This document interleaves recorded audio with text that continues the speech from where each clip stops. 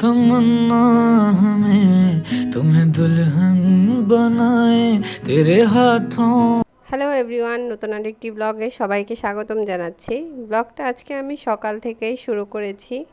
তাল তো কয়েকদিন পরে শেষ হয়ে যাবে, ভাদ্র মাস প্রায় শেষের পথে। তো আমি শেষমেশ 3টা তাল পেয়েছি, আরও কিছু ছিল কিন্তু পাকা এই 3টাই ছিল, তো সেগুলো নিয়ে আসলাম। তালের পিঠা আমাদের নর্মালি অনেক বেশি পছন্দ, তো একটু ফ্রোজেন করে রাখার জন্যই মূলত তালগুলো নিয়ে এসেছি। একদম পাকা ছিল তালগুলো, আর এত সুন্দর একটা স্মেল বের হয়েছে যা বলার বাইরে। তারপর চলে গিয়েছিলাম একটু বাজার সদাই করতে। মেয়েরা নাকি সবই পারে, আসলে আমি নিজেকে নিজে দেখে অবাক হয়ে যায় মাঝে মধ্যে। আমাকে দিয়ে এত কিছু সম্ভব হয় কিভাবে? যেই মেয়ে কখনো বাপের বাড়িতে একটা চামচ পর্যন্ত ধুয়ে ভাত নেয়নি, সেই মেয়ে এখন কত কিছু সামলাচ্ছে, তাই না? তো যাই হোক, মেয়ে স্কুলে চলে গিয়েছে আমার বোনের সাথে, আর আমি আমার ছেলেকে নিয়ে চলে গেলাম বাজার করতে। আজকে বাজারে তেমন কিছুই ছিল না, বাসায় রান্না করব।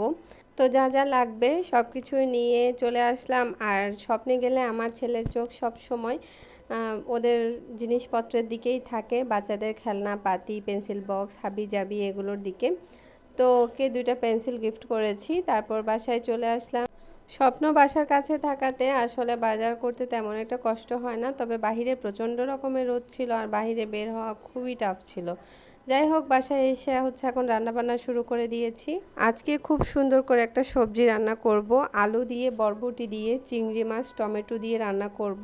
এটা খুবই মজার হয়েছিল আজকে, যা বলার বাইরে। আমি চিংড়ি মাছটা ফার্স্টে মশলার সাথে ভালো মতো কষিয়ে নিয়েছি। এই সবজিতে আমি একটু তেলটাও বেশি ইউজ করেছি, খুবই মজা হয়েছিল। অল্প পরিমাণে রান্না করেছিলাম, দুপুরে খেয়েই শেষ সবাই। আর রান্না করেছিলাম লটিয়া মাছ।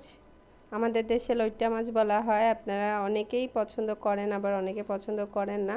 তো আমরা লইট্টা মাছটা খুবই পছন্দ করি। একদম ফ্রেশ মাছ পেয়েছিলাম, আর সাইজেও বড় ছিল, তো সেখান থেকেও অল্প কিছু মাছ এনেছিলাম। তো এটা রান্না করব, এটাও কিন্তু আজকে টমেটো দিয়েই ভুনা করব।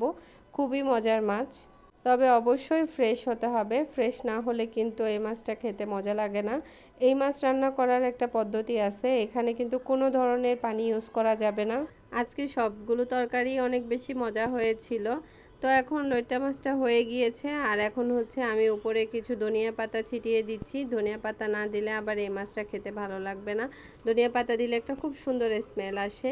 যাই হোক, আমার এটাও রান্না শেষ। আর এখন ভাজি করব চিংড়ি মাছ। চিংড়ি মাছ একদম ফ্রেশ ছিল। সবাই আবার চিংড়ি মাছটা খুব বেশি পছন্দ করে, এই জন্য আমি একদম অল্প মশলা দিয়ে একদম ভাজা ভাজা করেই করেছি। অনেক বেশি মজা হয়েছিল, মনে হয় এই শুধু মাছটা দিয়ে ভাত খাওয়া শেষ হয়ে গিয়েছে। যাই হোক, এখন উপরে একটু ধনিয়া পাতা দিয়ে মাছটা এখন নামিয়ে নিব। অনেক বেশি মজা হয়েছিল এটা। তো রান্নাবান্না শেষ, চেয়েছিলাম তালের রসটা নিয়ে নিব, কিন্তু আমাদের খালাস তো অনেক বেশি লেট হয়ে গিয়েছিল, যার কারণে আমার আর দুপুরবেলা রসটা নেওয়া হয়নি। আর এখন আমি সন্ধ্যাবেলা রসটা নিচ্ছি। তো এভাবে রস নিলে না, রসটা খুব সহজেই নেওয়া যায়। জানি না কে কীভাবে নেন সেটা কমেন্টে অবশ্যই জানাবেন, তবে আমার কাছে এটা সবচেয়ে সহজ পদ্ধতি মনে হয়েছে। খুব সুন্দর করে রসটা নিচের দিকে পড়ে যায়। যাই হোক, আজকে এ পর্যন্তই। কেমন লেগেছে অবশ্যই জানাবেন, ভালো লাগলে পেজটা